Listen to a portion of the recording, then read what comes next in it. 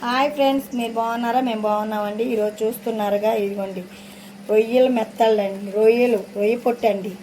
రొయ్యి పొట్టుతో పచ్చడి చేయబోతున్నానండి. రొయ్యి పొట్టు పచ్చడి చాలా బాగుంటుంది, చాలా టేస్ట్ ఉంటుంది.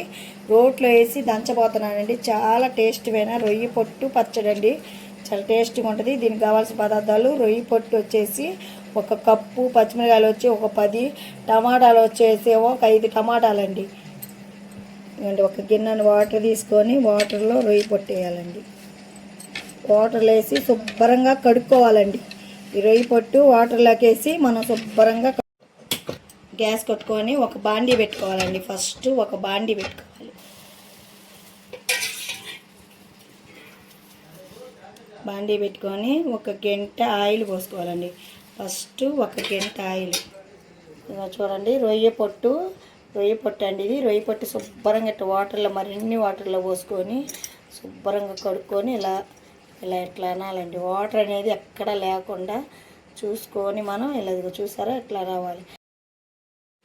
ఆయిల్ వేడెక్కిందండి. ఆయిల్ వేడెక్కాక మనం శుభ్రంగా నీట్గా కడుక్కున్న రొయ్యి పొట్టు వేసుకోవాలి.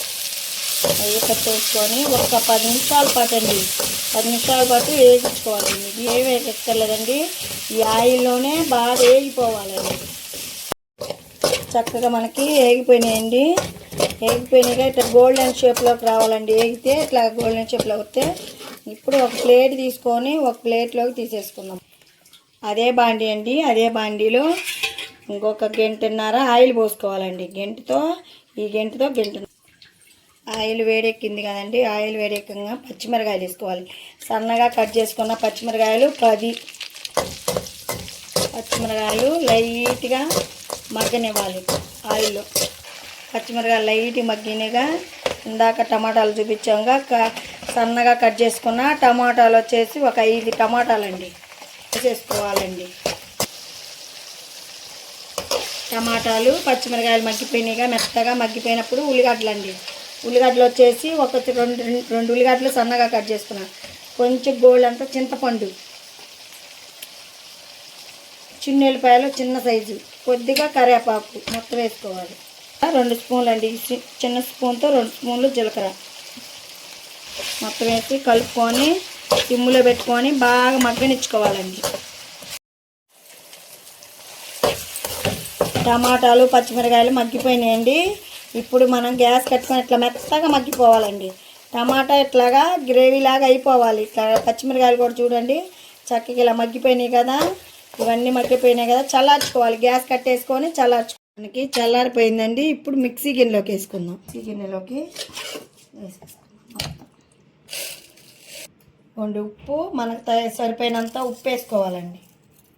మరి మెత్తగా పట్టుకోద్దండి, కొంచెం బరకబరకగా, కొంచెం లైట్గా బరకబరక పట్టుకోవాలి.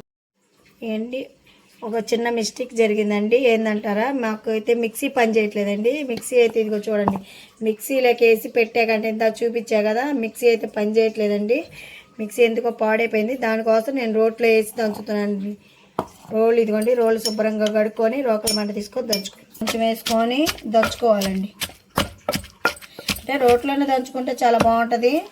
కాకపోతే మిక్సీ వేద్దాం అనుకున్నా, మిక్సీ పాడైపోయింది. అందుకోసం రోట్లో వేసి దంచాల్సి వస్తుంది. మరీ మెత్తగా కాదండి, కొంచెం. పచ్చడి మనకి రెడీ అయిపోయిందండి. రోట్లో వేసి దంచుకున్నాం కదా, మనం మిక్సీ పని చేయలేదని. చక్కగా చూడండి, పచ్చడి ఎప్పుడైనా చేత్తో తోడితేనే చాలా టేస్టీగా ఉంటుందండి. స్పూన్ కన్నా కూడా నాకు చేత్తో తోడటం అంటే చాలా ఇష్టం. ఇదిగోండి చేత్తోనే తీస్తున్నా. చూడండి, పచ్చడి ఒక బౌల్లో తీసేసుకున్నాం. ఇదిగోండి పచ్చడి మనకి చక్కగా రెడీ అయిపోయింది కానీ, ఇప్పుడు ఇందాక తీసుకున్నామే మనం రొయ్యి పొట్టు వేయించుకొని పక్కన పెట్టుకున్నాంగా, అది ఇలా కలుపుకోవాలండి. మిక్సీకి వేసుకోకూడదండి, ఇది అసకే సన్నగా పూసలాగా ఉంటుంది కదండి. అందుకనే మనం మిక్సీకి వేసుకోకుండా పచ్చళ్ళు ఇలా కలుపుకోవాలి స్పూన్ వేసి. చూసారా ఎంత బాగుందో పచ్చళ్ళలోకి. ఇప్పుడు దీని మీదకి మనం కొంచెం కొత్తిమీర వేసుకుందామండి. చూసారా, కొత్తిమీర